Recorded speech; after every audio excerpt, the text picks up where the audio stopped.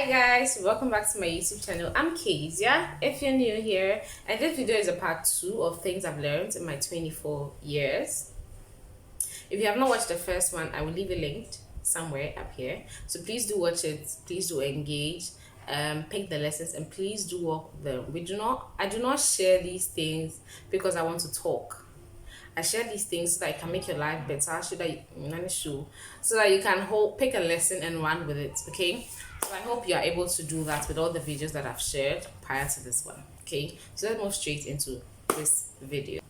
So the first thing I'm going to share in this video is that I have learned that I'm a human being. Now this may sound funny, but it's something I actually had to learn, and I keep learning it. Let me just be honest, I keep learning it. I have had to learn that I am a human being. Growing up, I've always had very high expectations of myself. Okay, if the standard expectation for everybody is like a 10, I put myself at like a 50. Okay, so if I do a 25, everybody is gonna be like, wow, you've done it, you killed it. And I'm like, yeah. Have you seen yourself? Just take a look at yourself. You're such a disgrace to cases. How could you? Do you get it? I've always had this idea that I'm special. And I am. But the idea I had was wrong. I've always had this idea. Now, I'm not extremely sure how to explain it because it has its good sides. But then the bad sides kind of override it. And nobody would notice. It's like I'm the one who will suffer for it in the long run. So I've had this idea, I've always had very high expectations of myself. And the truth is, I thought I was doing it just for myself, to keep myself accountable, or to always make sure that I'm producing excellently. But what it has done is that unknowingly, I expect the same of others, okay? Because how you treat yourself is how you treat others. That's one thing we don't really talk about. The way I treat myself is the way I'll treat other people. So if you find a person who is very, very cynical, chances are they're very, very cynical with themselves. If you find a person who is very difficult to please, chances are that they are not even able to please themselves because they have very high standards of themselves, and then they extend it. Some of them may not be aware of it. They may feel like they've lowered the bar for you, and I always felt like I've lowered the bar for every other person. So I always hold myself accountable. But unknowingly, I extend that same thing to other people. Now, I'm not fully healed of this, but the Lord is working on me. I am working on myself. We are doing a good work in Kezia. In Jesus' name. Amen. So I've had to learn that I'm a human being. I do not know everything. I have flaws. And some of the flaws, they have to hit me hard before before I'm able to realize that, okay, I'm a human being. And before I even realize it, it means I've gone through a whole state of what is wrong with you. What is wrong with you? And I have beaten myself up, and I have killed myself, and I have resurrected, and I have died again, and I have resurrected, and I have killed myself, and Jesus has come through, and you get the cycle. I have gone through a lot of beating myself up. Okay, now another thing I'm going to link to this is I had to learn to forgive myself, and to forgive myself very quickly. I have noticed that if I get offended or somebody does something to me, if I forgive the person very quickly, I'm okay. But once I keep quiet about it and I begin to brood on it, that's how it becomes a whole issue. It becomes something because now I'm thinking about it. Why would they do such a thing? Like, why would they am I too nice? Should I give them attitude for like a week? Should I give them attitude? Should I show them? Should I give them? Should I do you get it? But once I'm able to forgive the person quickly, I don't go through that, and it really saves me. So I've learned to forgive myself quickly. Now, quickly is very relative in my own aspect or in relation to me, but I'm learning to quicken my quickly. Do you get it? I'm learning to shorten the time that I refer to as quickly. So if I do something that would typically have taken me like a week to forgive myself, I'm doing well like maybe 6 days, 20 hours. Do you get it? Instead of 7 days, maybe we're doing 6 days, 20 hours. Then move to 6 days, 19 hours, 59 minutes. Do you get it? Like, that's progress. Do you get it? That's progress. And I celebrate progress, okay? So I have learned that I am a human being. I do make mistakes. I can make very bad mistakes. I do not know everything. Fear may have its grip on me. Things will not always go as planned. I'm not in total control of my life. I have a God that loves me, that wants me to depend on Him. Now God has had to actually take things away, snap. Let me not even be dramatic about it, to get my attention, because if you leave me, I would do it. I can do it. I can do this thing. Then he'll be like, keep it up, keep going, do it. But yeah, I've had to learn that I'm a human being. I don't know everything. I don't always have to get it right. I do not always have to get everything 100%. People will be disappointed in me. I may say something I was not supposed to say. Somebody will be angry with me. Like, you get it? I've always been on the nobody has to be disappointed, unless of course your expectations are whack. But things that I also hold dear, I have never wanted to drop the ball in any area. I always want to stand out. If people are saying anything about everybody in the world, there should be something different that they're going to say about me. And because I haven't joined groups, it's a lot. It has translated into different parts of my life. But I have learned that I'm a human being. I am a human being. I'm a human being, not a human doing. As Miriam Funke will say, I'm a human being, not a human doing. I am growing. There's so much to me. There's so much to learn. There are mistakes that I'll make. I will make them, and I will go. I will move. You understand? And I've learned to forgive myself very quickly. Another thing I have learned is that the trajectory of my life is not determined by anything in my life currently. Nothing. Absolutely nothing. Nothing. My life can only, you can only tell by my behavior. Maybe not my behavior, maybe my values, the things that I hold dear. One of my core values, no, not like one of my very first core value, and I have ordered them. So the first one is growth.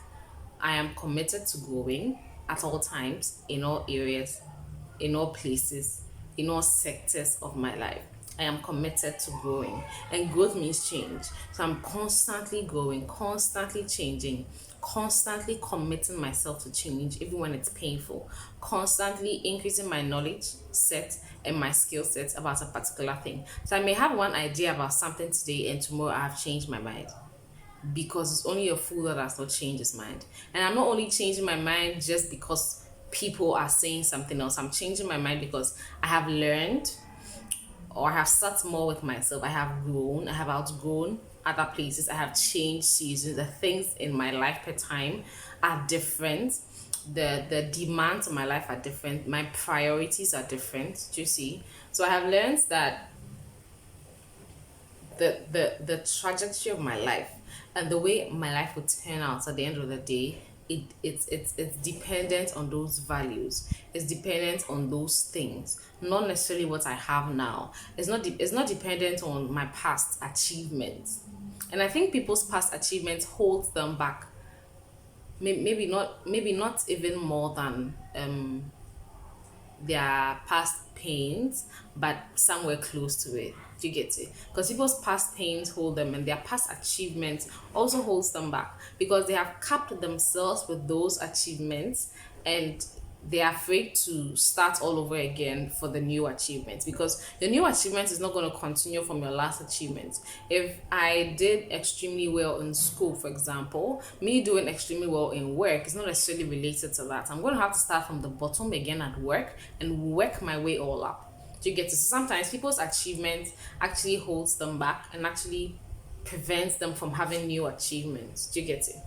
So I have learned that my life, it cannot, and your life cannot be determined by those things. Okay, so it doesn't matter if your parents are not so well to do, your life currently is looking something else, you are in a bad place or you're in a good place. Your future is not determined by those things. Once you are in God, and once you do the work, once you have the right values, your path is going to shine brighter and brighter and brighter.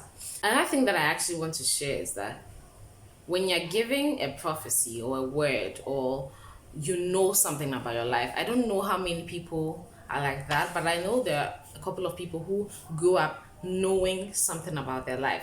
It wasn't necessarily a prophecy, nobody necessarily told you, but you just knew you were going to do this, or you're going to be this, or you're going to become this. What I want to tell you is that the way you understood those things, or the way you translated those things that God told you, even without prophecy, okay, now I'm talking about things that you knew without anybody necessarily telling you, the way you translate those things can be a problem. Okay, the word is sure and the word is true, but then you can only translate it with the understanding that you have at that time. And you may be, I'll give an example, so don't worry, and you may be holding on to it in that same explanation, but it might not necessarily manifest that way. Let me give an example. So I always grew up knowing that I was going to speak. Okay, I always knew I was going to speak. Now, in those days, there was nothing like YouTube. Maybe there was, but it wasn't this way. There were rarely things like podcasts. There were rarely any of those things. Okay, so if I was to interpret it in a way that me speaking only meant that I'll be standing on stage, or me speaking only meant that I will become a pastor, do you understand? I would have held myself back. I would be holding myself back. What I was told was that I would speak, but then for you to understand, you would need to relate it to something around you. Do you understand? But then be willing and ready to gain more understanding as the times change, as seasons change, as things happen. Okay, so when I'm talking on YouTube, does not necessarily mean I will never stand on a stage to talk. Eventually I will, or I may, but then that was not the only thing I was being told. I'm sure those who are in that situation can understand. So whatever word that has been given to you, whatever you have been told in your spirit, that is not the explanation you have given to it, rather, is not all there is to it. There are a lot of other ways you can express it. Okay, 5-10 years ago, if anybody who's a YouTuber now, okay, would their career would not have been existent. Okay, somebody is probably an influencer, their career would not have been existent. There will have been nothing like that. So if God was going to tell that person or give that person a word of who they were going to become, he would have told them, but they wouldn't have been able to interpret it into what is actually happening now. Do you understand what I'm saying? So be open to having new understandings of words you have received in the past. That's another thing I want to share with you. Okay. Another thing I want to share is that I have learned that there's wisdom in my life. Wisdom is not only present in books, it's not only present in other people's lives. There's a lot of wisdom in my life. And when I say my life, I'm not saying only me. I'm saying that there's wisdom present in your life as well. So there are times when I have read a book and an explanation has been given to something, and there's a terminology for it, and I've kind of always knew, I've kind of always known, I've kind of always known that thing, but I did not know it was a thing. I did not know there was a terminology to it. I did not know all of that, but there was something in me, or there was somewhere in me that always knew that. Do you get it? And I'm able to take the same thing I spoke about, taking wisdom from one part of my life and applying it to the other. Do you get it? There's wisdom in your life. Don't overlook yourself. Every time you're looking for wisdom, don't overlook yourself and go to another person. It's good to speak to other people because sometimes it helps to clarify your thoughts. Because sometimes when you're speaking, it helps you to clarify your thoughts, and you even get the answers whilst you speak. Okay, but do not entirely overlook your life. Do not shut yourself out completely and think that wisdom is only found in other people. Christ is in you. Keep learning, keep going, and trust the wisdom that you have.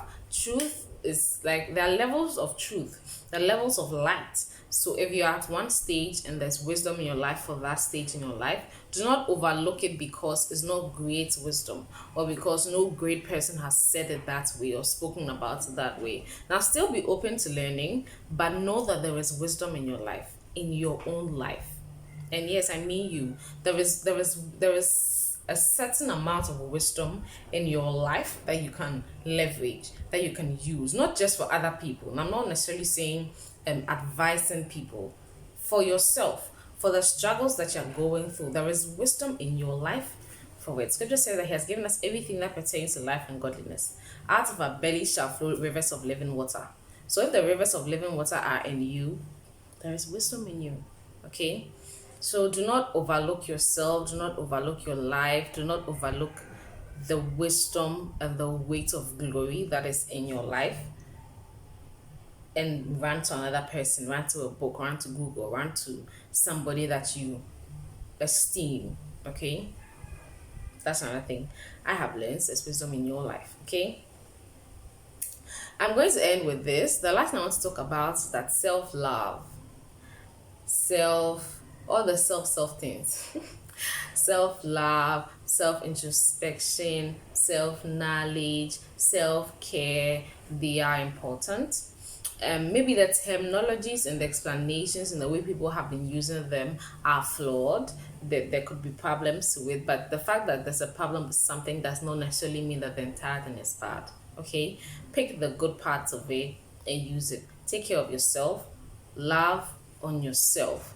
Okay? Because if there's no you, there is nobody. If you do not exist, there is no other person in your life. Do you get it? If there's no me, there's no my sister. My sister is on, like, as a person will be present, but she will not be my sister. She will not. If I do not exist, there is nobody in my life. Do you understand? So I need to take care of myself to maintain those positions in my life, to maintain my brother. Do you understand? My brother, my sister, my friend, my lover, that kind of thing. So I need to take care of myself. It's important that I am in tune with God, because that's where all of me comes from. There are memes and reels that go around, TikTok videos about when mom hasn't read her Bible, how she's just not a nice person, and after how when she reads the Bible, how she's good. That is an example of self-care. You keep yourself plugged to what keeps you sane, and it's God that keeps us sane. So there's God, then you take care of yourself. If you are tired, you take a massage, you take a break. You're not a human being. Things will everybody go there all right, last. Take care of yourself. That's the truth. Everybody go there all right, last. Take care of yourself so that you can give to people. It is your responsibility to know the demands in your life and to take care of yourself. Do you understand? You're the only person that knows what is happening in your life. So your life is your responsibility. Don't let people push you into making decisions. Think about it. People can advise you, of course, and you should be teachable and advisable. But do not be coerced into doing things or saying things or being things or whatever. Do you understand? Make sure that you are living your life in harmony. Know your truest values and arrange your life in such a way that you are honoring those values. Because even if you are earning so much money and you're not honoring the values that you have even set for yourself, you will see that you will not be happy. There's something off about your life. You're not happy. You can't tell why. You've heard of people who are in great positions, they have all the money, but then they commit suicide or they leave their job, that kind of thing. Because the values that you have set for yourself, the things that you yourself believe in, if you do not live by them, there's a stretch in your heart, there's a stretch in your life.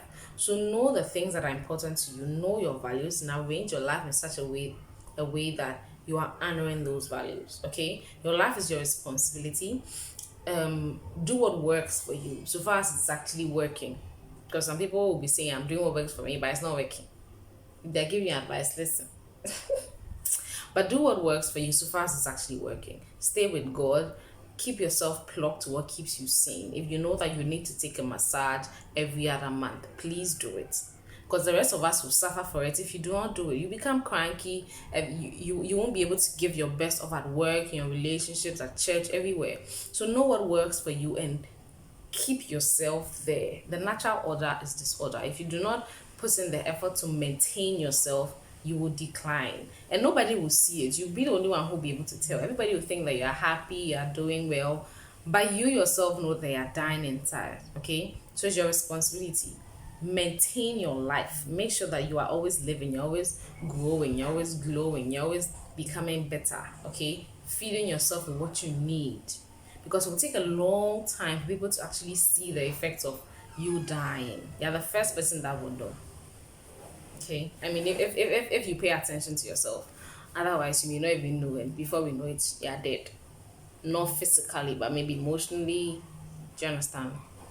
That kind of thing. I'm gonna end this video here. I don't want this video to be super long, so we're gonna end it here. I will see you in my next video. We're talking about something much more interesting, hopefully. If you have anything you want me to talk about, please leave it in the comment section. I will see if we can talk about it. Please leave a comment, leave a like, share the video. Don't come and tell me all the nice things in my DM and you do not comment. Please don't do that. Please don't do that. Please don't do that. Please don't do that. Please leave a comment here. Please like, please share. Please tell people that you were actually blessed by the video. If you have not watched part 1 at this point, I think you already know that you have to go and watch it. So yes, I will see you in my next video. Mwah. Bye guys.